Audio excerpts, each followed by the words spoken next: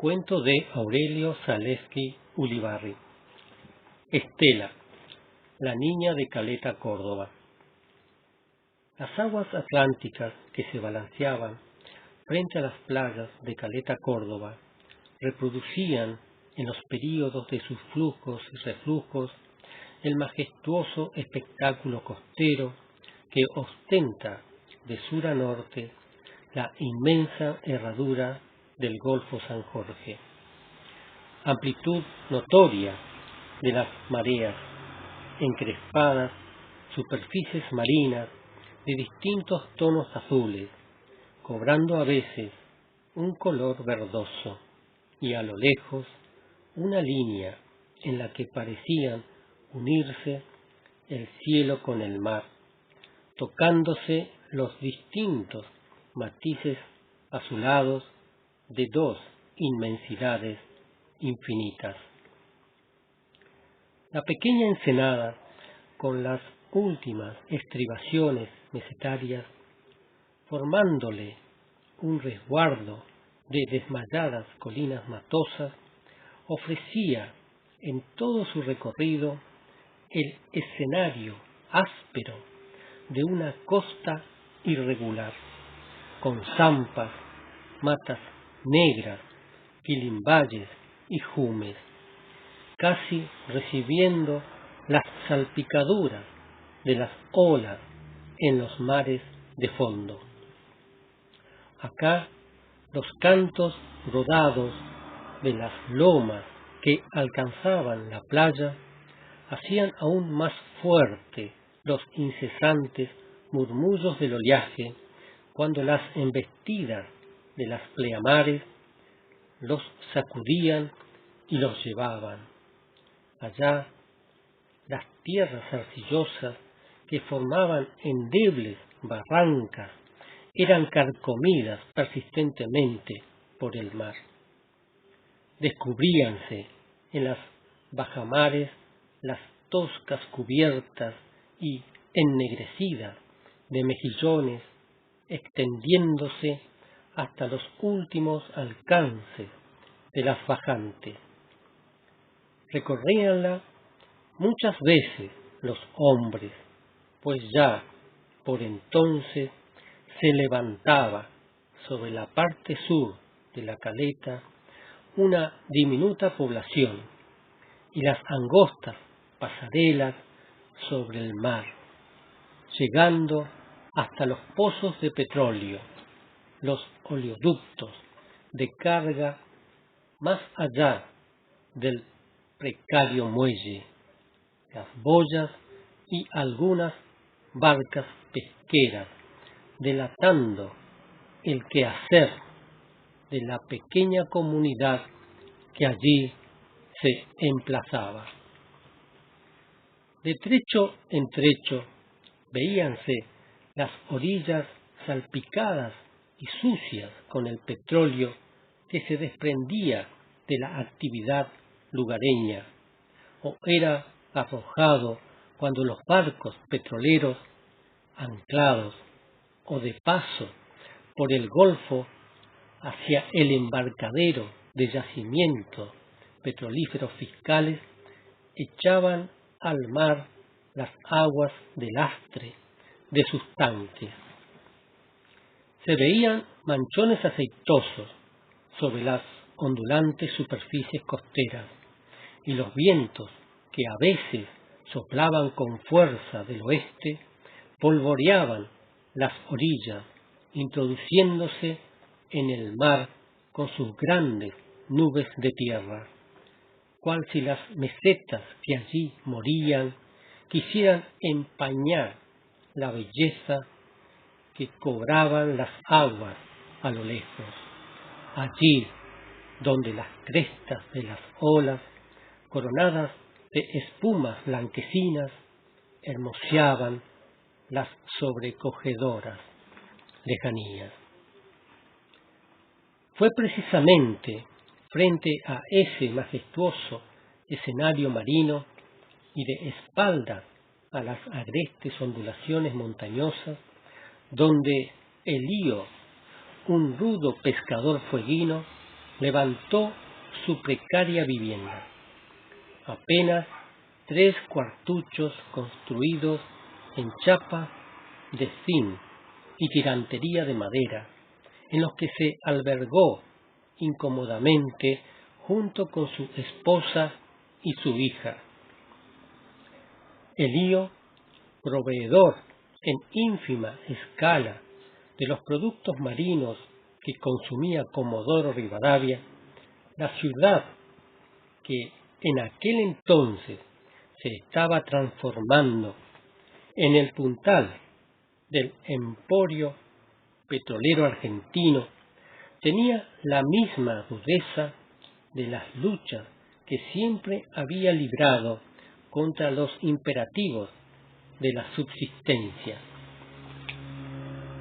Dentro de su pequeña lancha jugábase la vida desaprensivamente en cada uno de los oleajes, y sus blasfemias mezclábanse con los chapoleos y los rechinantes crujidos de su azotada embarcación.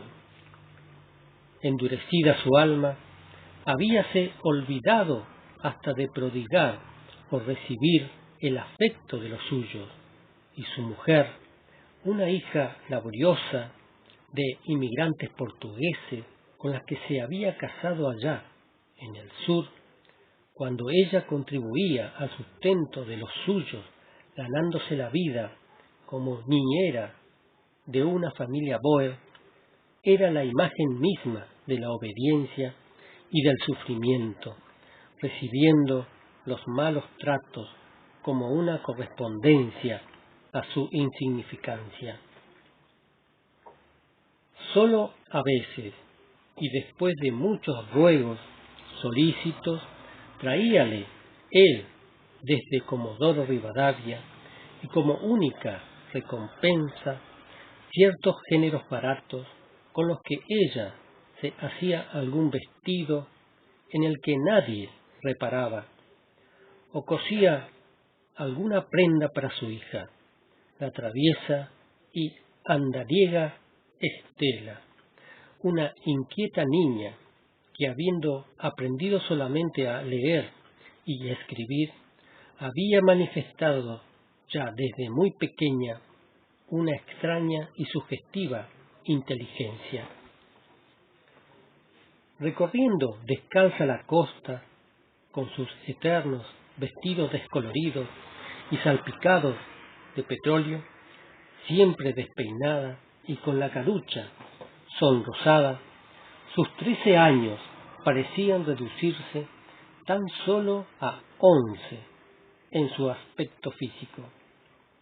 Para ella, la vida costera era una continua y fascinante atracción, y los taciturnos y empetrolados pingüinos que de tanto en tanto aparecían por la costa transformábanse al momento en sus mejores y respetuosos amigos, pues ella tenía la facultad de dominarlos con los primeros tratos que le prodigaba. Dejábanse limpiar mansamente, mientras parecían aceptar obedientes todos los consejos que ella les daba. De ojos grandes y vivaces, aquellos juveniles destellos no parecían pertenecer a la figura desnutrida de Estela, que ya había aprendido a soportar con desusada entereza todos los castigos que su padre le infligía. Cometía el delito de encariñarse con las aves y alimentarlas con algunos de aquellos pececillos que su padre traía.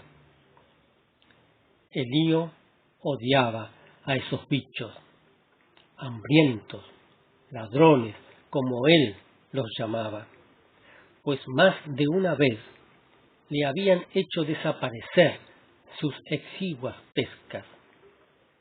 Estas desobediencias costábanle muchas penas a Estela, y, aspirando los aromas salinos que le traían las brisas marinas, las lágrimas de sus dolores se secaban siempre frente al mar, contemplando silenciosa la llegada intermitente de las olas, los caprichos de la espuma, las figuras verdosas que formaban las algas y el aletear de los pájaros a ras de agua. Así era Estela, un nombre que tenía la resonancia de las fugaces huellas acuáticas que allí, a lo lejos, dejaban los barcos petroleros llevándose los tesoros de la tierra. Cierta mañana, nublada y fría, Estela inconscientemente cambió el rumbo de su vida. Aquella casita blanca que se destacaba sobre el lado opuesto de la ensenada, con el humo mañanero jugando con los últimos entreclaros del crepúsculo, habíala invitado a acercarse muchas veces. Esta vez lo iba a aceptar, aprovechando el momento en que su padre ya se hallaba en pleno mar abierto, en fiera lucha contra las marejadas. Osada y decidida, se fue acercando con cautela, estudiando los movimientos de las cercanías, y para cerciorarse de que en ese momento no había nadie, un poco más tarde apretaba su carucha fría contra los manchados vidrios y espiaba por una ventana. No, allí no había nadie. Estaba segura, pero un leño aún en brasa le advirtió la cercanía de una presencia humana. Se enderezó el vestido y, tomando una audaz resolución, abrió la puerta, percibiendo al instante, como una amable invitación, el aire cálido de los interiores. Dio algunos pasos y, sin saber verdaderamente por qué, tal vez por un imperativo reflexivo, atizó el fuego, acomodó 2 o 3 sillas viejas, tomó una escoba y juntó aquellas innumerables astillitas de madera que se veían dispersas por el suelo. Mientras lo hacía, un extraño bulto colocado sobre una destartalada mesita llamó su atención.